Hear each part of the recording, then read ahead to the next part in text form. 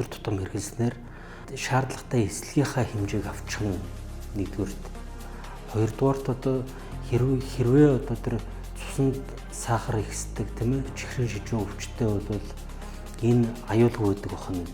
Хэдийгээр төвжирч байгаа ч гэсэн ингээл машиндаа явж идэг тийм ээ өдөржингөө суугаа ажилтдаг хүмүүс маш их байдаг тийм ээ.